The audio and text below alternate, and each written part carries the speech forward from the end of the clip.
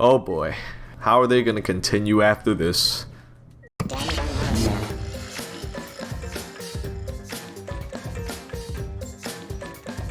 Danganronpa V3 is the third main title of the wacky, edgy, despair but also hope-inducing visual novel series about high school students trapped in a school, tropical island, or wherever really, as they try to survive and escape a killing game.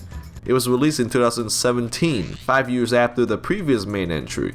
I may not be the biggest Danganronpa fan, taking pictures while cosplaying in a graveyard, but I did really enjoy the games. Even Ultra Despair Girls I had fun with despite the questionable nature of its story. Every case kept me wondering what will happen next, and who the killer is, and it kept me going all the way till the end, so I was looking forward to playing V3. The title is a bit weird. There's already an anime for Danganronpa 3, so you would think that it's based off of the game, but that's not the case. After reading the title Danganronpa V3, I thought it's like a computer thing, like version 3 or something like that. But no, there's something much darker standing behind this curtain, and it has something to do with the ending, which a lot of fans didn't take well. So what is Danganronpa V3? Let's dig in. The game looks pretty good. It's the first mainline Danganronpa for an HD console generation, so everything looks nice and sharp. It's like putting on glasses for the first time. I highly recommend you to screw up your eyes just to experience it. Jokes aside, there's not much to complain about graphics wise. I guess one complaint for me is that the character designs weren't too memorable. I remember the little tennis man, big child, incest mask dude, and Astro Boy from the top of my head, but that's about it. Their personalities stand out more than their looks for sure. The music is cool and the voice acting is cheesy. It's overall what you would expect out of a Danganronpa game. The game runs well at a smooth 60 FPS on 1440p with no crashes or stutters, so that's great. There's one problem. The mouse and keyboard controls are not responsive half the time. For the first 2 chapters, I was playing with mouse and keyboard. The unresponsiveness of the controls wasn't noticeable during exploration, but when you get into the menu or do input-heavy minigames, it feels like ass. Like, what happened here? The first 2 games controls fine, so why is it screwed here? What's worse is that even after 5 years, it's not fixed yet. I've tried to switch to full screen, windowed mode, borderless windowed mode, lower the graphics settings, nothing. I had no choice but to use a controller, which is not a bad thing, but if you're porting a game to another platform, make the controls work for that platform and make them work well. I don't know how many times I've said this, it's just pulling all my foreskin at this point. When will this nightmare end?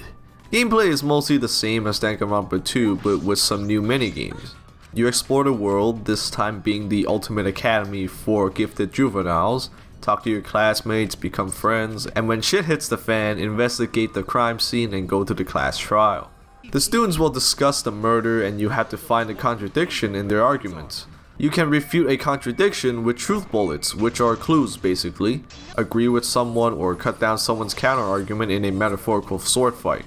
There's a new addition to the arguments in the form of lying. Lying basically replaces the mechanic where you have to hold the cursor on top of a contradiction to use it as evidence. Except for lying, you can use one of your truth bullets to lie in situations where the discussion is getting off track. Telling lies is also an integral element to the story, so it's fitting to change one of the mechanics to fit that. There are now triple arguments where you have to listen to 3 people at once to figure out who has the contradiction. It looks more hectic than it plays. Debate Scrum has you flying to the top of the courtroom to match words with the argument being presented to counter it. It's pretty simple, but damn is it stylish. The new Hangman's Gambit is a bit easier to manage than the previous game. There are hidden letters that can be viewed after waiting for this scan line to go across the screen, or when using this circle scan thing and you have to pick the right letters to figure out the right word. Replacing Logic Dive is Psyche Taxi. It's the same concept, collect some shit to reveal the question and pick the right answer at the end by crashing into women to pick them up and they give you a kiss. What more can you ask for? The driving is not the best though. Like the previous games, these mechanics are pretty simple, but that's all they have to be since it's more about the story rather than the complexity of the gameplay. At the very least, they are stylish and Dante would be proud. Alright, it's story time. If you don't want to be spoiled, go to this timestamp. this world will be turned upside down, and I'm not kidding with you. V3 is probably the most controversial entry because of the ending. I personally like the story overall, even the ending, so I still think you should play it before watching this. For everyone else, let's get into this piece of ultimate real fiction that is Danganronpa V3. The story starts with Kaede, the main character, of V3, waking up in a locker alongside the other main character, Shuichi. They seem to have amnesia and doesn't remember what happened to them and makes their way to the gym because, of course they do. There they are greeted by the Monokubs, the kids of Monokuma. They control these big robots called exosols to prevent the students from escaping. So everyone's all confused, wondering why they're here since they're just normal high school students. Turns out they're actually ultimate students and are just having an amnesia moment. You know, like Danganronpa 1 and 2. Their memories are recovered by using these things called flashback lights. You just turn it on, go into the light dimension, and bam, you get your memories back. At least on the surface. Anyway, Kaede and Shuichi wakes up in the lockers again and starts exploring the campus and meet the other students. Kaede is the ultimate pianist, Shuichi is the ultimate detective, Tsumugi is the ultimate cosplayer, Rentaro is the... we don't know yet and neither does he. Tenko is the ultimate Aikido master, Himiko is the ultimate magician, Miyu is the ultimate inventor, Kibo is the ultimate robot, Kokichi is the ultimate supreme leader, Maki is the ultimate caregiver, Ryoma is the ultimate tennis pro, Kyo is the ultimate anthropologist, Kaito is the ultimate astronaut, Ganta is the ultimate entomologist, Angie is the ultimate artist, and Kirumi, last but not least, is the ultimate maid. Going outside of the school building, everyone discovers that they're in the campus of the Ultimate Academy for Gifted Juveniles and are surrounded by big walls so they can't escape. After meeting everyone, the gang goes to the gym again to the Monokubs where they reveal that they're in a killing game where they have to kill each other to escape. Oh, and Monokuma is here too, obviously. He does his usual evil shtick, beats up his kids a few times, and fucks off. Unhappy with this revelation, the students try searching for a way out and discovers the sewers where they have to do some shitty platforming to get across the many gaps between them and freedom. Everyone, be careful! Damn it. After failing a few times, everyone loses hope and Kaede was unable to get them back up. Everyone decides to rest and figure out something else another day. So that's the general plot of the game. It's basically just Danganronpa 1 again, but with a bigger map and more Monokumas. Let's get into the specifics. The characters are actually quite likable, at least for the few that survives long enough to get any character development. Actually, even a short-lived character like Ryoma can be quite tragic. Ryoma is a character that has nothing to live for. There's not even a motive that makes him want to even attempt to get out. Seeing him let Kirumi kill him just so she has a chance to get out to save the world because she's the actual prime minister, because why not, really makes you think about the value of life and whether or not we should just die because we're not useful to anyone but ourselves. The death of Himiko's little friend group is also fucked. Two of whom she considers best friends get killed because creepy masked man wants to send friends to his dead sister, who he's madly in love with. Throughout the story, Himiko and Tenko helped each other out immensely, and you can really see them as friends, and it's kinda sad to see their friendship end this way. Ganta, the Tarzan-looking gentleman, decides to kill his friends in VR to spare them from the horrible truth of the outside world. It takes some mad shit for a character like Ganta to do something like that, so you know it's fucked. Even Kokichi, that lying bastard, has another side to him that makes him relatable. He lies in order to cope and deal with the insane situation that trapped everyone in this killing game, and even taught the main character that lying is not always the inherently evil thing that it's made out to be. With all that said, we all seen these scenarios before, but it's well executed and I enjoy most of the characters. It still has the issue of getting character development requiring you to spend time with each character to get their full backstory, but it's an incentive to replay the game or play the free roam mode after beating the game, so it may or may not be an issue depending on how you look at it. The cases are still pretty awesome and filled with twists. Hell, the killer in the first chapter is you, Kaede the protagonist, and you switch to Shuichi, the actual protagonist, who is the ultimate detective, so he's the most fitting character to play as, to Buster. Kaede dies at the end of the trial, which kind of ruins the expectation of playing as two protagonists in the game, like how the promotional art implies, and it plays into this whole lying thing. Most of the cases are still the standard Danganronpa affair where a classmate kills because of a new motive, which is to say it's fun and interesting. There's one with a magic trick gone wrong, the incest sister killings, one where no one knows who the killer is, not even Monokuma, and one in VR, which is pretty creative. The difficulty of these cases aren't as hard as Danganronpa 2's or as easy as 1's, so it's a pretty good balance. Are these cases as crazy as 2's? No. Nagito's case is still my favorite in the series, and V3 doesn't go anywhere as crazy as that, but overall it's still pretty damn good, and I can fap to this. Alright, so this is the part where I tell you that none of what I just said matters, like, at all. So, yeah. The timeline begins with meteors hitting the Earth, releasing a deadly virus along with it, killing a lot of people. Like, a lot of people. To preserve humanity, the leaders of the world launched the Gopher Project to send 16 young, talented Ultimate students into space. At first, the Ultimates didn't like that idea as they would have to leave their friends and family behind, so they erased their ultimate abilities with a machine in an attempt to back out of the plan. This is when a doomsday cult started showing up to fuck and started the ultimate hunt to stop the 16 students from entering space to preserve humanity. To stop the cult from doing their shit, the organizers of the Gopher Project faked the students' deaths and sent them on the Ark to fly into space. The Ark is what we come to know as the Ultimate Academy for Gifted Juveniles.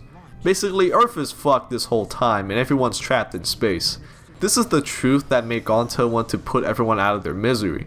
There's nothing out there for anyone even if they escape the killing game. It was all for nothing. But that truth is also a lie. Remember Rantaro? He died in the first chapter because Kaede dropped the ball on his head thinking he's the mastermind. We never found out about his ultimate ability until the final chapter.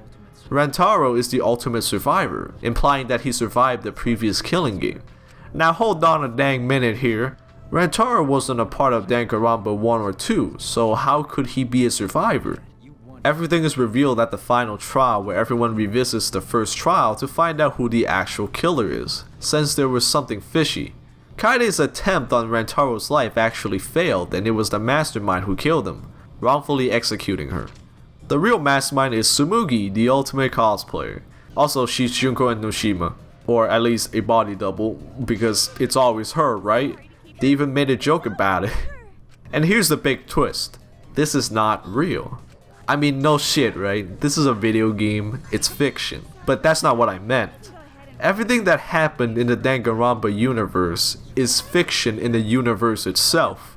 Danganronpa is actually a reality TV show, and every character is a high school student who signed up to star in it. They were implanted with fake memories using the flashback light with a secret computer that changes what kind of memories you want. You know the title of this game, Danganronpa V3? It's not version 3 or some shit like that. It's 53. The V is a Roman numeral. Technically, it should be L since that's the Roman numeral for 50, but they had to make a tech pun, I guess. But that's not the point.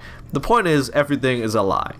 So obviously, everyone's pretty shocked and balls were instantly dropped on the ground, never to be picked up again.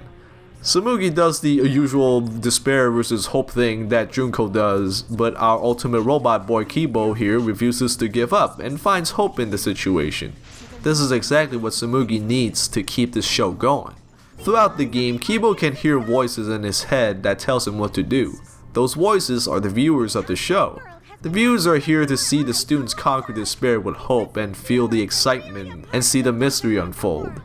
It's what keeps the viewers watching and paying for more. It's what keeps us playing and paying for more.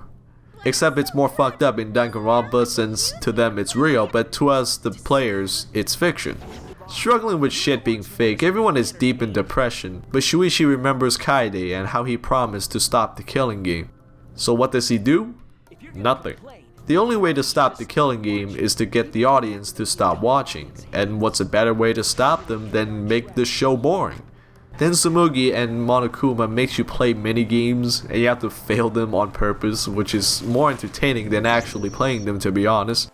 Anyway, the audience stops watching, Kibo blows shit up, the survivors escape this Truman Show type filming set, and they all lived happily ever after.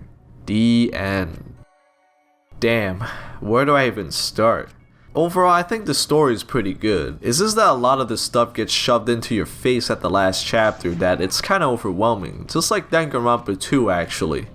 It talks about fan culture and criticizing how crazy it can be along with the power of lies and fiction. Throughout the story, it has themes related to the latter, but not the former, which made it feel tacked on at the end.